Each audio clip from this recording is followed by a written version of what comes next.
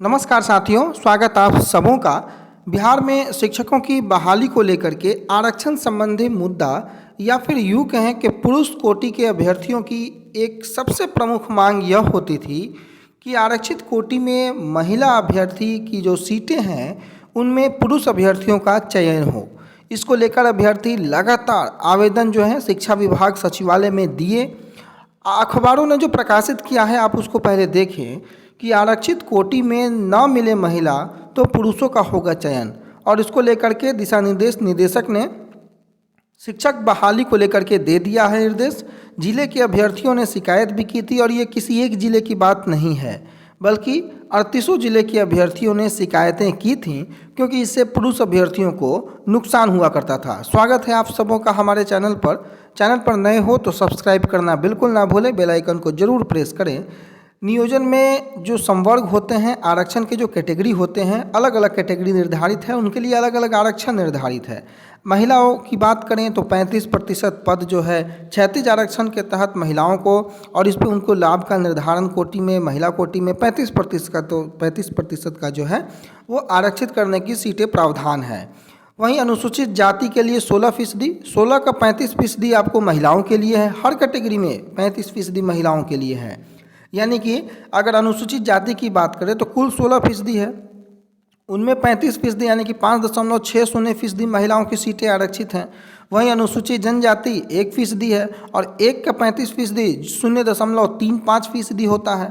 और इसको सीटों को लेकर के आप आंकड़ा निकाल सकते हैं कि अगर कितने सीटें पर कितना प्रतिशत, इसको आप कैलकुलेट कर लीजिएगा।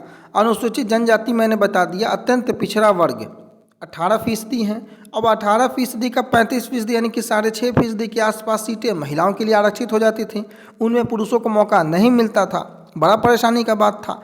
वहीं पिछड़ा वर्ग 12% है, और 12% का 35% यानी कि लगभग 4.20% महिलाओं के लिए आरक्षित।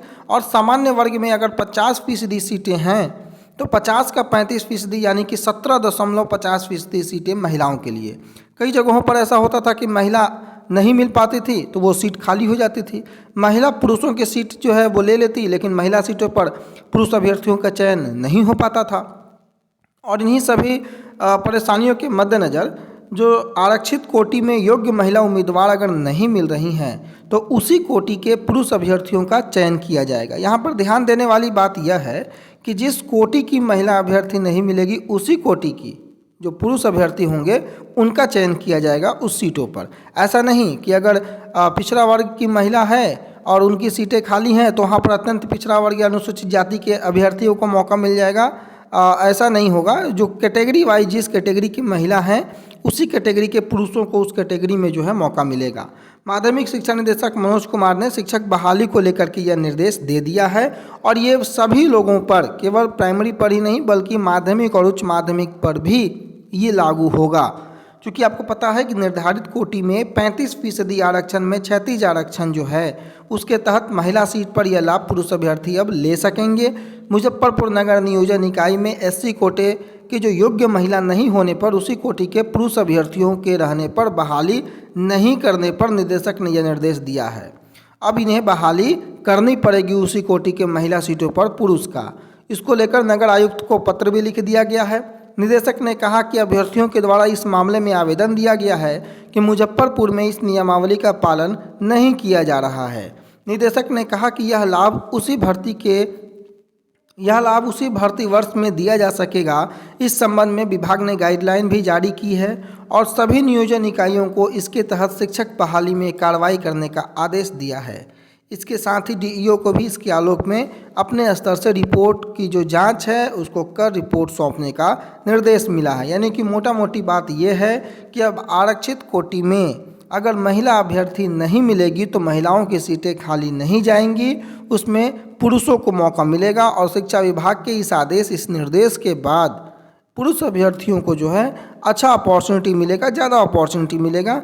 ये बेहद अच्छी बात है। दूसरी तरफ हम अगर बात कर ले BEd और DLED वाले मुद्दे को लेकर के, अगर राजस्थान में चर्चा करें तो BSTC और BEd से जुड़ा मामला है जी। राजस्थान की ओर से ये खबरें निकल कर आई थी कि कल यानी कि आज सुप्रीम कोर्ट में जो सुनवाई होनी है वो थोड़ी मुश्किल लग रही है। एडिशनल सॉलिसिटर द्वारा लगाया गया प्रार्थना पत्र निजी कारणों के चलते कल सुनवाई नहीं हो सकती है। उपस्थित में ऐसी स्थिति में सुनवाई की 2 सप्ताह का और समय मांगा गया है।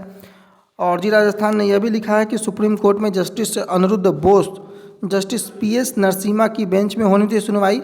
अब नवंबर के दूसरे सप्ताह में मामले की सुनवाई होने की संभावना है, यानी कि 12 अक्टूबर को जो सुनवाई होनी थी, नवंबर के दूसरे सप्ताह में अब इसकी सुनवाई होने की संभावना है।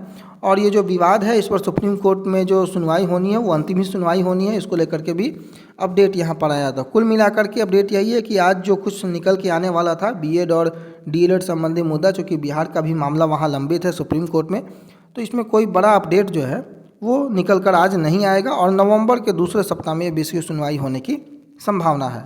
तो उम्मीद है कि इस वीडियो के अंत में आप लोग लाइक ज़रूर करेंगे, दोस्तों के साथ शेयर ज़रूर करेंगे। फिलहाल के लिए इतना ही, धन्यवाद।